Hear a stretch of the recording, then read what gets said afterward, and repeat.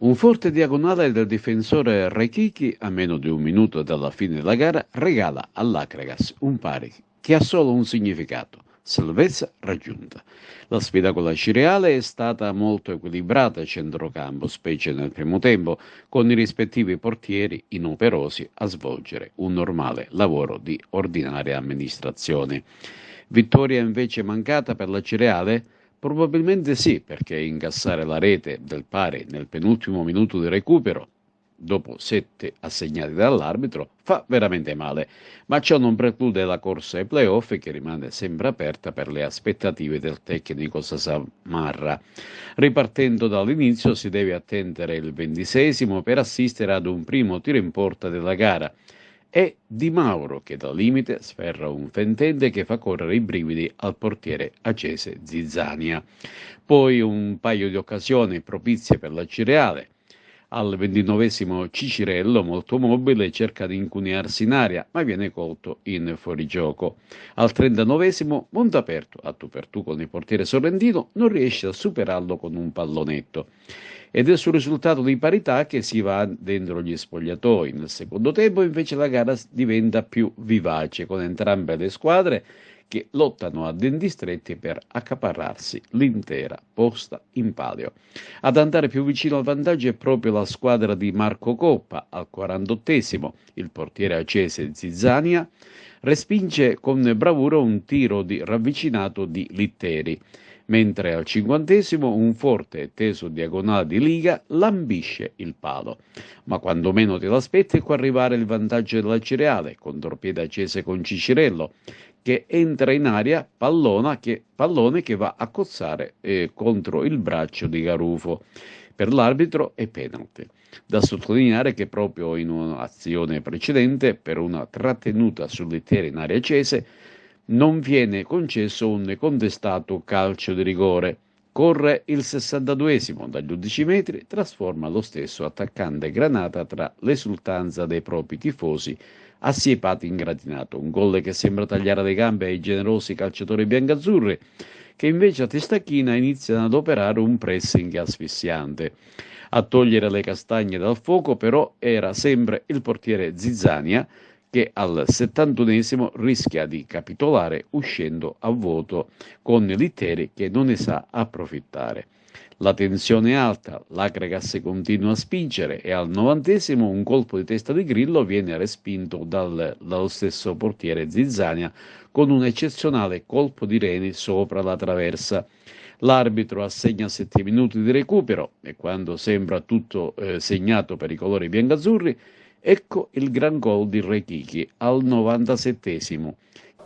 Io oggi ho voluto parlare proprio per questo, perché finalmente un tanto sudato ma meritato obiettivo raggiunto, che oggi abbiamo matematicamente la salvezza, per cui noi società abbiamo mantenuto la promessa fatta ai tifosi, al pubblico, a chi ci segue. Purtroppo io oggi voglio fare un appello all'amministrazione comunale di cui ho fatto parte. Sono dispiaciuta dei bandi persi, però adesso aspetto, visto che hanno ritirato, come molti di voi sapranno, il bando per la gestione dello stadio, l'hanno ritirato in autotutela perché non era un bando adatto a quello che noi dobbiamo fare. Per cui vi invito a pubblicare in tempi rapidi un nuovo bando, in modo che noi possiamo partecipare e programmare un campionato diverso l'anno prossimo, che sia un campionato che non ci veda più consolidati in Serie D, perché già lo siamo, che sia un campionato che possa averci protagonisti.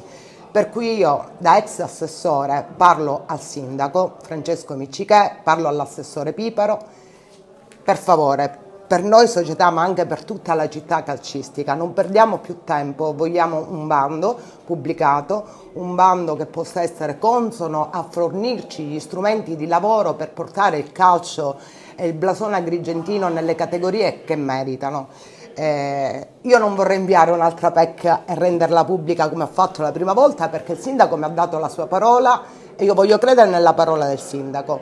Per cui è un appello che faccio io, ma in questo momento penso che rappresento non solo la società ma tutta Agrigento calcistica, quindi di fare in fretta e di darci la possibilità di esprimere lo sport a livelli buoni, Stiamo anche investendo nei giovani, abbiamo visto oggi che hanno giocato i ragazzi, vogliamo creare le scuole calcio, quindi dare l'opportunità, visto che in questa città non ci sono molte alternative, di fare sport. Lo sport, come ho sempre detto, svolge una funzione sana per i ragazzi perché li educa a saper vincere, li educa a saper perdere, gli insegna un po' la vita, perché lo sport, il calcio non è solo un gioco, non è solo uno sport.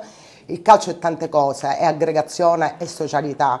Vediamo come i tifosi ci tengono, come sostengono i nostri colori, e quindi che sia capitale dalla cultura, ma sotto tutti i punti di vista, anche quello sportivo. Ci mancano le strutture, fate in modo e dateci la possibilità di portare avanti questa squadra. No, il significato è enorme. Io intanto voglio parlare della partita, come ha detto lei, perché credo che non sarebbe stato giusto uscire oggi con una sconfitta, perché è vero che quando si gioca bene si può anche perdere, però se c'è stata una squadra forse superiore rispetto all'altra oggi, il mister Mar non me ne voglia, però credo che sia stata l'Agragas, forse anche perché aveva più motivazioni, però nell'economia del gioco, nell'economia dell'intera gara, credo che l'Agragas abbia fatto di più. Ma è il taccuino che parla. Sì, a prescindere dal taccuino, però a me piace guardare le partite, no? Mi piace guardare le partite belle. Noi abbiamo giocato sicuramente altre volte molto meglio, però oggi la tensione era alle stelle, però avevamo il predominio anche oggi della gara e per me questo è importante, questo è determinante.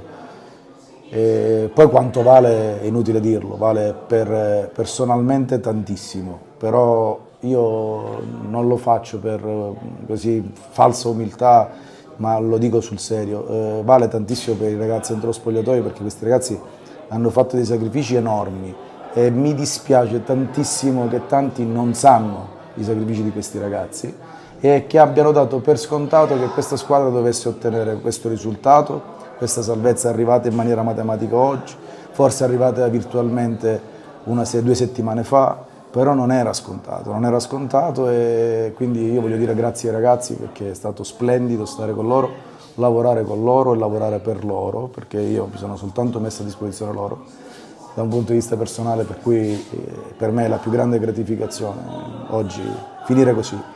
Le sensazioni che si vivono dalla tribuna sono le stesse le sensazioni che si vivono anche nei panchini. Quel calcio di rigore, che sensazione è stata in quel momento? In quel momento ha tagliato a tutti le gambe, perché qualsiasi cosa potevo aspettarmi, forse che non riuscissimo a fare gol, ma non potevo mai pensare ancora una volta di passare in svantaggio, ancora una volta con un calcio di rigore contro. E quindi in quel momento ha tagliato le gambe a tutti. Io non posso fare altro in quel momento che continuare a dire ai ragazzi di crederci, perché è la cosa più importante, credo, nella vita in generale, e poi tentare di fare qualche mossa che potesse dare una svolta a questa partita. Come ho sempre pensato che i cambi sono determinanti, anche oggi lo sono stati, abbiamo raggiunto questo risultato del pareggio che credo che sia davvero giusto.